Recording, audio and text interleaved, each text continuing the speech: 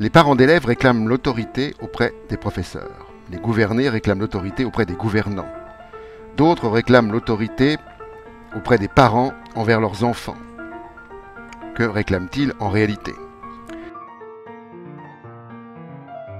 Autorité vient du latin auctoritas, dérivé lui-même d'autor, qui signifie être auteur.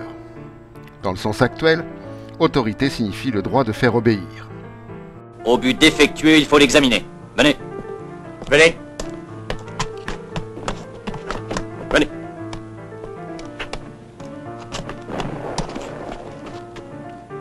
Il faut vérifier l'obus. Vérifier l'obus. À vos ordres. L'obus.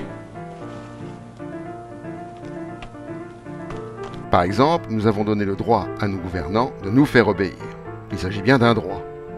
Si l'autorité c'est être auteur, la carence ou le manque d'autorité nous concerne nous. En effet, sommes-nous auteurs? Nous ne faisons pas d'acte d'autorité puisque nous l'avons confié à d'autres. Par exemple, sommes-nous auteurs de nos vies ou sont-ce nos élus qui, par notre vote, ont hérité de notre autorité? Que veut dire être auteur de sa vie? C'est l'expression d'une volonté de construire un destin et un chemin qui y conduit. Dans ce cas, nous exerçons notre autorité.